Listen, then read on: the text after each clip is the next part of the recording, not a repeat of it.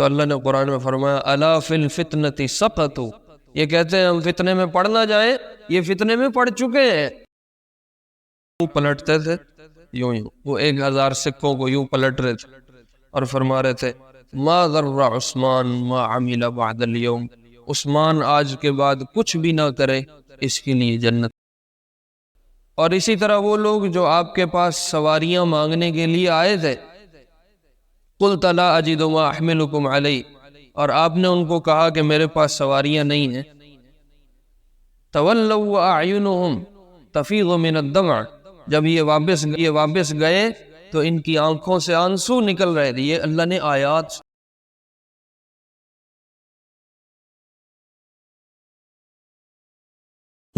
صلى عليك الله صلواتا دائما فالعز والفوز ليس إلا فيك۔ حنین کا تذکرہ پچھلے 1-2 جمعوں سے میں نے عرض کیا ہے۔ غزوہ حنین کی تفصیلات ہم سنا رہے ہیں۔ آپ علیہ السلام نے 5 ذوالقعدہ کو 8ویں ہجری کے حنین میں آ کے جعرانہ کے مقام پہ مال غنیمت تقسیم فرمایا، اور تقریباً 10-12 دن آپ نے یہاں جعرانہ پہ قیام فرمایا، اور طائف والوں کا انتظار کیا کہ وہ لوگ آ کے اپنا مال لے جائیں۔ وہ نہیں آئے، پھر تقسیم ہو گئی۔ اس تقسیم کی تفصیلات میں نے پہلے عرض کر دی۔ 18 ذوالقعدہ کو، یہ 8ویں ہجری کی بات ہو رہی ہے، 18 ذوالقعدہ کو آپ علیہ السلام رات کے وقت میں اپنے کچھ صحابہ کے ساتھ جعرانہ سے مکے کی طرف واپس ہوئے کہ میں عمرہ کر لوں مدینہ جانے سے پہلے۔ تو یوں جعرانہ سے آپ نے احرام باندھا۔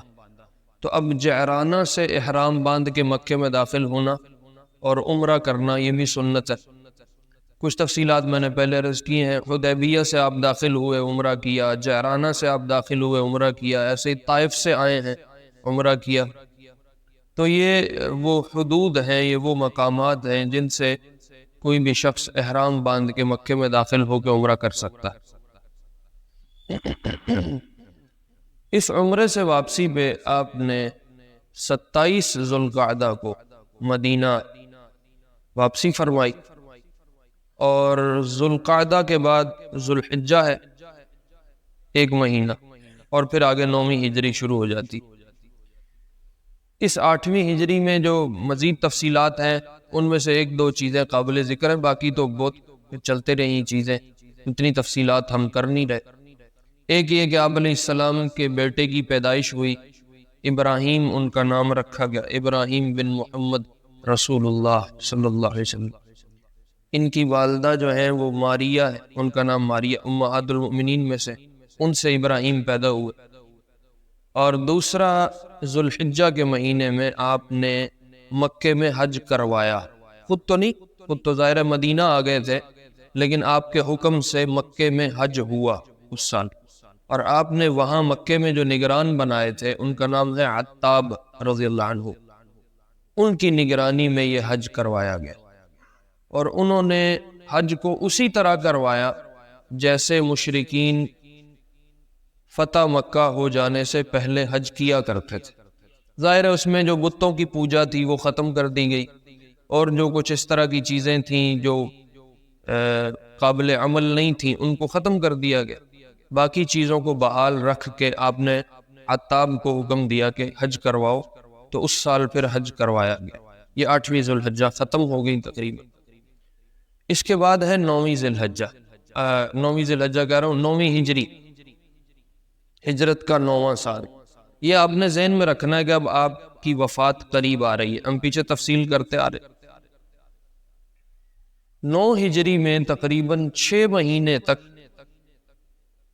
کوئی بڑی لڑائی یا کوئی بڑا غزوہ پیش نہیں آیا۔ چھوٹی چھوٹی مہمیں، چھوٹی چھوٹی مہم جوئیوں کے لیے صحابہ کو آپ روانہ کرتے رہے، اور مختلف چھوٹے چھوٹے قبائل تھے جو لڑنے کا ارادہ رکھتے تھے یا جو آگے سے ضد پہ اٹکے ہوئے تھے، ان کے لیے آپ نے مختلف صحابہ کی جماعتیں بنا بنا کے ان 6-7 مہینوں میں روانہ کی ہیں، لیکن کوئی بڑا مسئلہ یا کوئی بڑا واقعہ ایسا نہیں ہے۔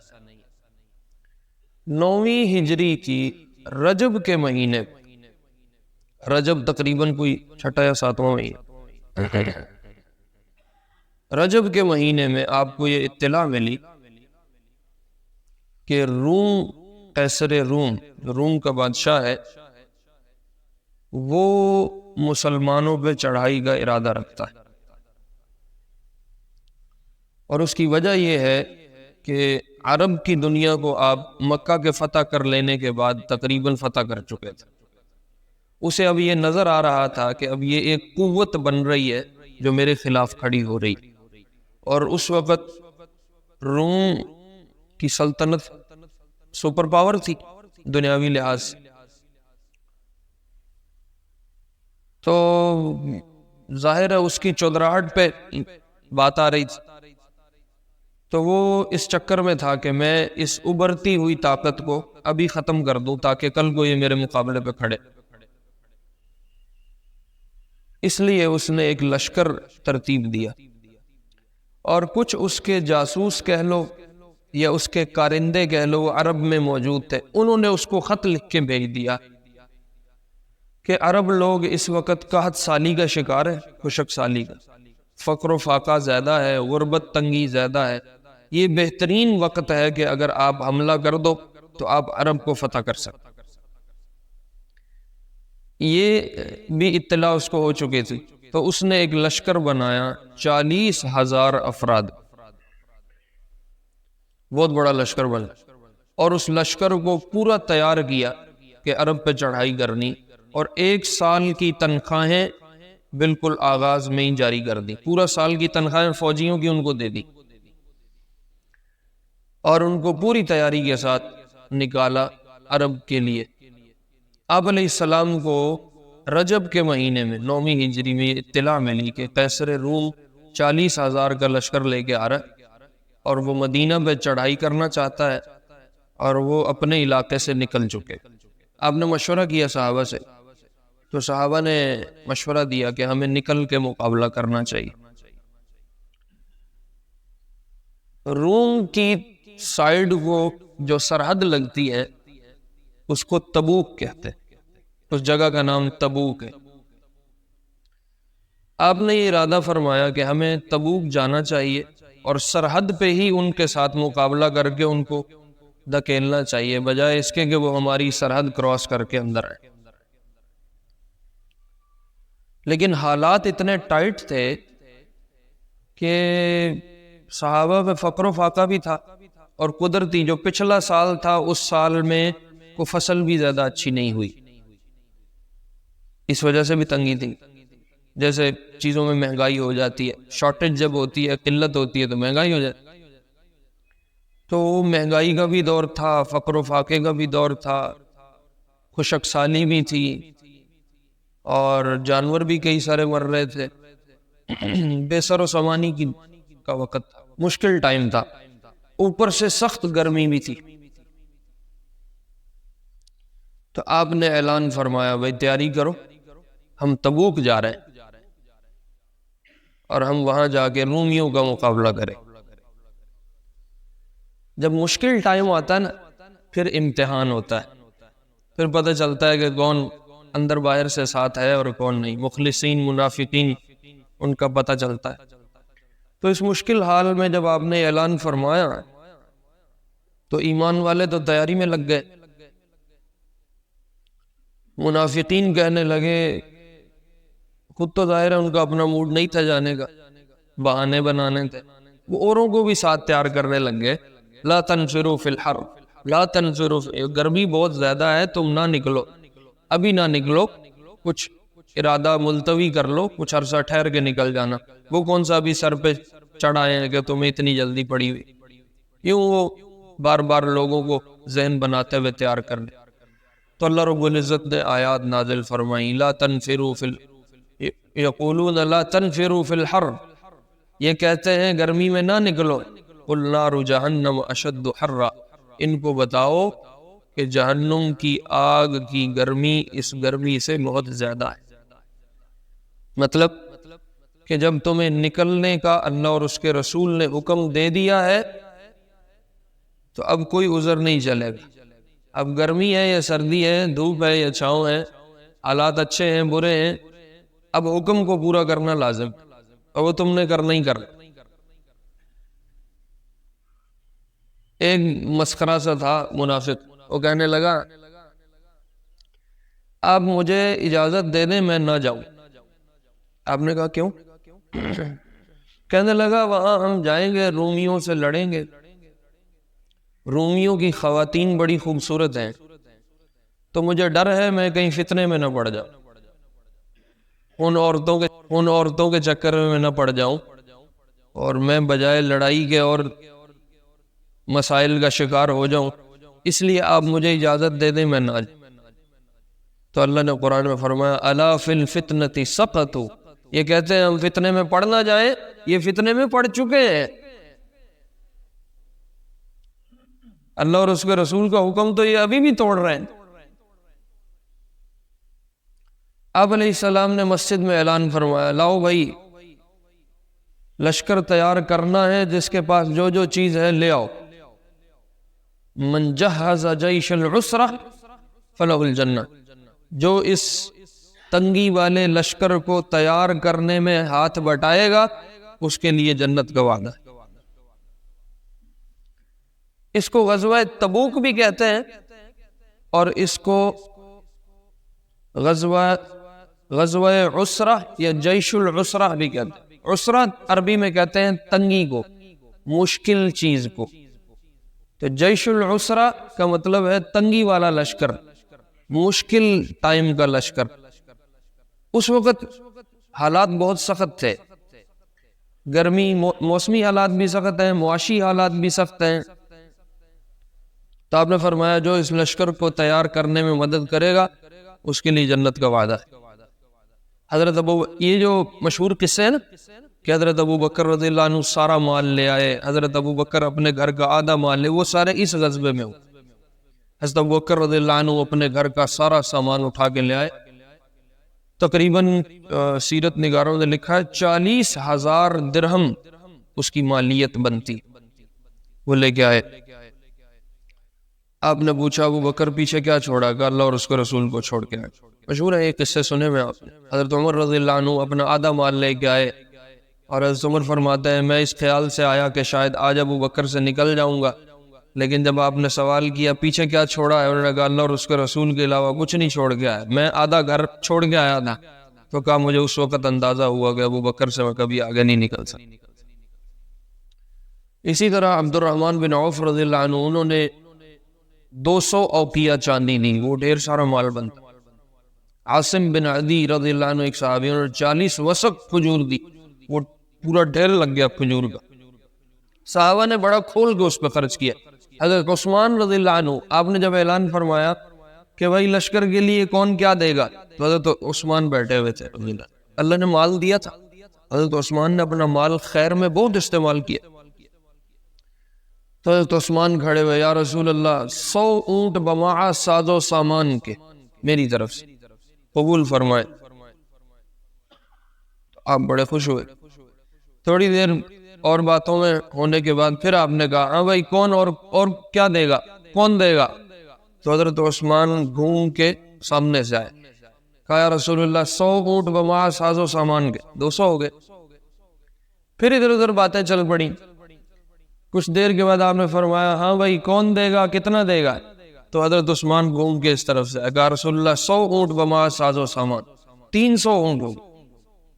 اور پھر اٹھ کے گئے اور اپنے گھر سے 1000 دینار، دینار سونے کے سکے کو کہتے ہیں، وہ خالص سونا ہوتا ہے، پیور سونا، 1000 دینار لے کے آئے اور لا کے آپ کے سامنے ڈھیر کیے۔ آپ نے اپنی جولی میں ان کو اٹھا لیا 1000، اور آپ یوں پلٹتے تھے، یوں وہ 1000 سکوں کو یوں پلٹ رہے تھے اور فرما رہے تھے ما ضر عثمان ما عمل بعد اليوم، عثمان آج کے بعد کچھ بھی نہ کرے اس کے لیے جنت ہو، رضی اللہ عنہ۔ ایک صحابی ہے ابو عقیل رضی اللہ عنہ، وہ ایک صاع کھجور لے کے آئے یا آدھا صاع لے کے آئے، وہ تقریباً کوئی کلو سوا سیر بنتی۔ تو منافقین نے کہا لو اللہ کو اتنی ساری کھجوروں کی کیا ضرورت ہے، لے کے آنی سی دیکھو وڈی شاہ لے آتا ہے تو کی چوک کے لے آیا، کلو کھجور بھی نہیں پوری بڑھ دی۔ تو ایک دوسرے کو نا ان کے مذاق میں اشارے کرنے لگے اور ابو عقیل کو تانے دینے لگے کہ اتنی سی کھجوریں تو کیوں لایا؟ تو اللہ نے آیات نازل فرمائی، الذین یلمزون المتطوعین من المؤمنین فی الصدقات، یہ اللہ کے راستے میں خرچ کرنے والے مومنوں کو تانے دیتے ہیں، والذین لا یجدون الا جہدہم، اور یہ ان لوگوں کو تانے دے رہے ہیں جو اپنی حیثیت اپنی اوقات کی بقدر لا کے خرچ کر رہے ہیں، فیسخرون منہم، یہ ان کا مذاق اڑاتے ہیں، سخر اللہ منہم، اللہ بھی ان کا مذاق اڑائے گا، وَلَهُمْ عَذَابٌ علیم، اور جب اللہ مذاق اڑائے گا تو وہ کیا ہوگا؟ وہ آخرت میں دردناک عذاب کی شکل ہوگی اور اس عذاب کا پھر ان کو سامنا کرنا ہوگا۔ آپ علیہ السلام نے اس لشکر کو تیار کیا اور تقریباً 30,000 افراد کا لشکر تیار ہوا۔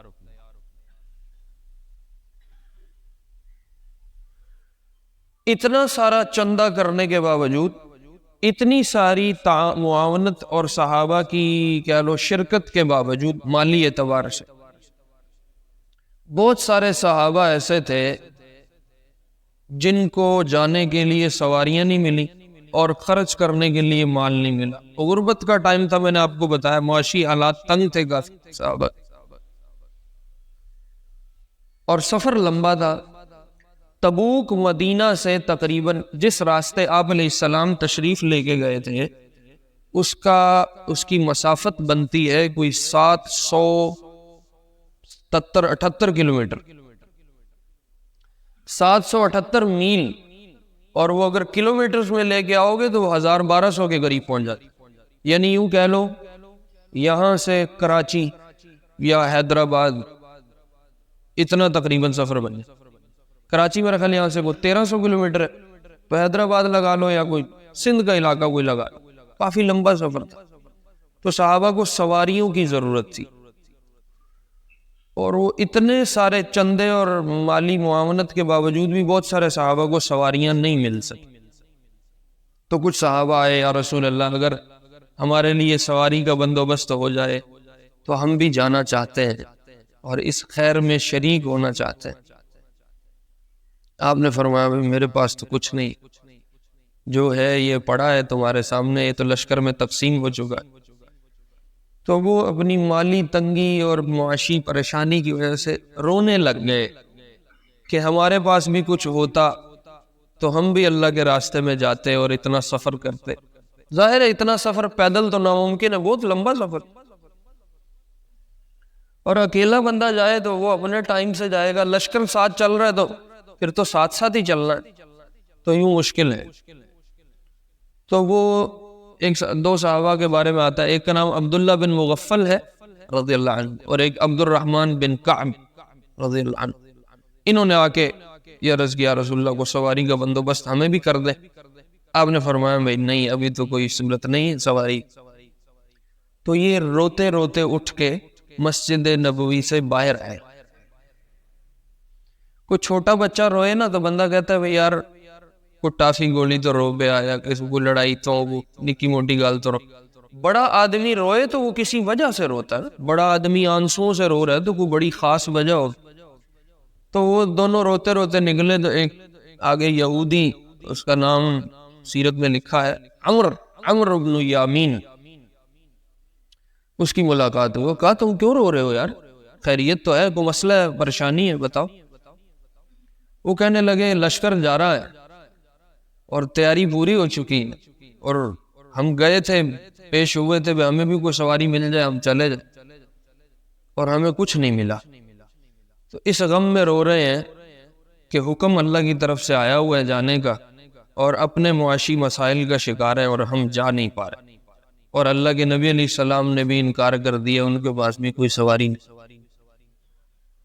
وہ اس حال سے رو رہے تھے کہ اس یہودی کو ترس آ گیا، اس نے کہا یار رو نہ، پریشان نہ ہو، سواری کا بندوبست میں تمہیں کر کے دیتا ہوں۔ عمر بن یامین نے سواری خرید کے اونٹ کی ان دونوں حضرات کو دی۔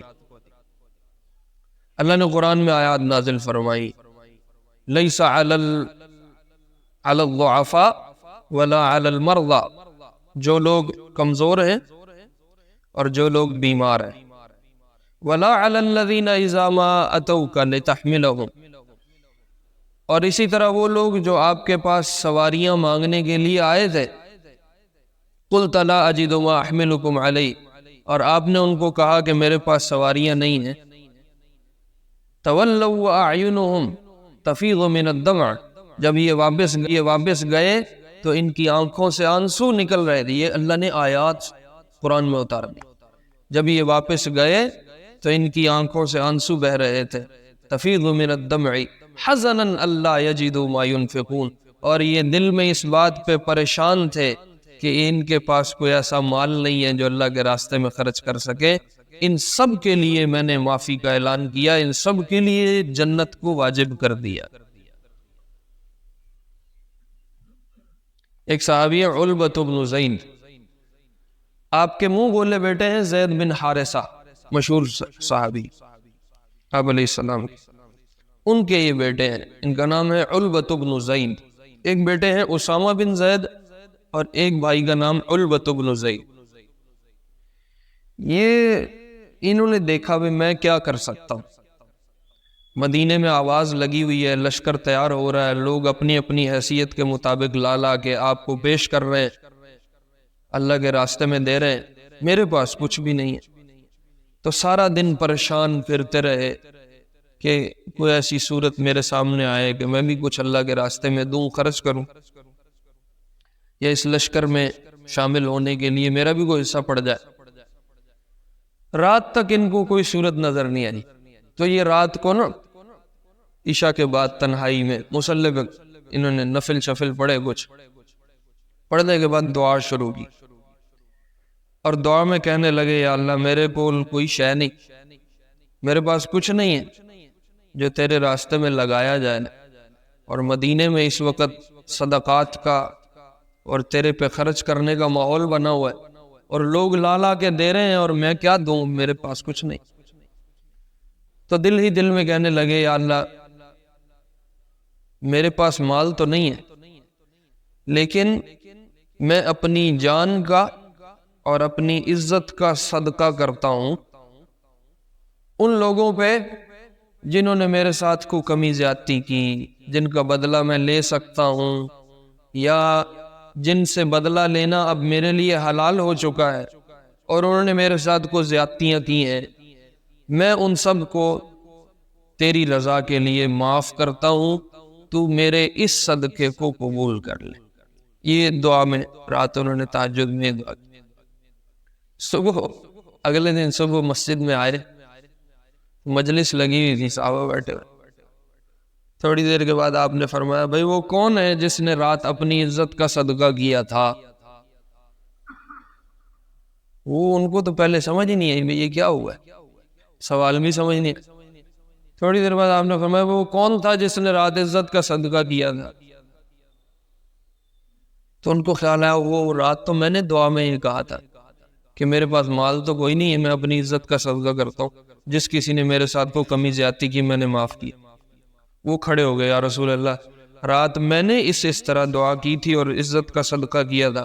آپ نے فرمایا وقعت صدقۃ مقبولہ، علبا تیرا یہ صدقہ اللہ کے ہاں قبول ہو گیا۔ یوں صحابہ نے اپنے مشکل وقت میں، تنگی کے وقت میں حکم کو پورا کی، اور باوجود اس کے کہ کھجوریں تیار ہیں، پکی ہوئی، اور پچھلی فصل اچھی نہیں ہوئی۔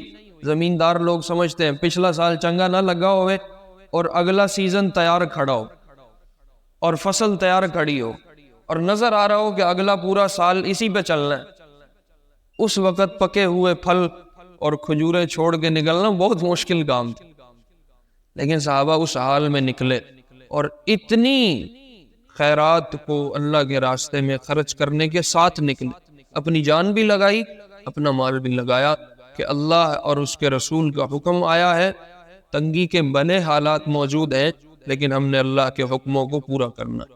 میرے عزیزوں، میرے پیارو، باقی غزوہ تبوک کو اگلے انشاءاللہ جمعے پہ کر لیں گے، یا اگلا جمعہ شاید اب مجھے رمضان پہ تھوڑی بات کرنی پڑے تو یہ پھر رمضان کے بعد لے جائیں گے۔ اللہ اور اس کے رسول کے حکموں کو ہر حال میں پورا کرنا، یہ مطلوب ہے، یہ مقصود ہے۔ آپ علیہ السلام کے زمانے میں جب جہاد کا اعلان ہوتا تھا تو وہ فرض ہوتا، جیسے نماز فرض ہوتی ہے، جیسے روزہ فرض ہوتا ہے، اور صحابہ نے اس فرض کو پورا کرنے میں کیسے کیسی بازیاں لگائی ہیں، یہ میں نے آپ کو ابھی تھوڑی سی سنائی بھی، اور میں کافی عرصے سے سنا تھا۔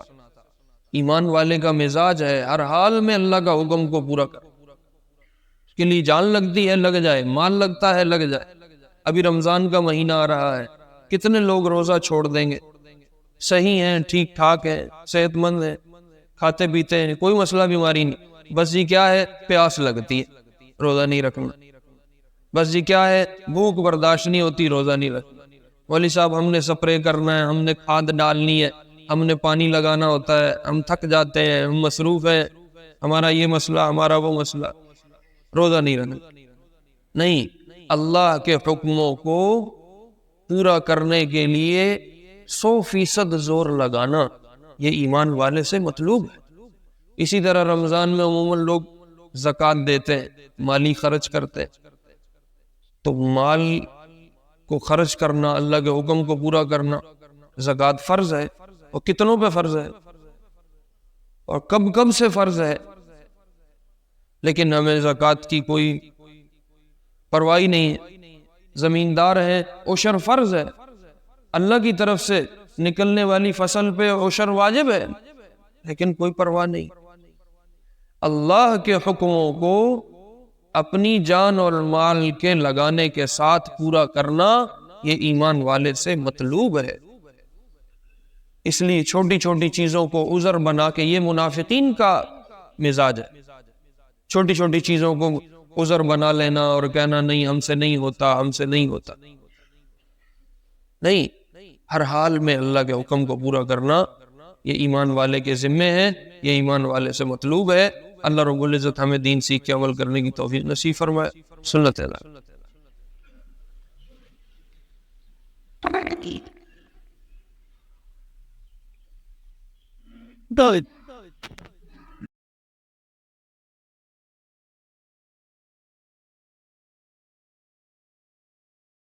صلى عليك الله صلواتا دائما، فالعز والفوز ليس إلا فيك.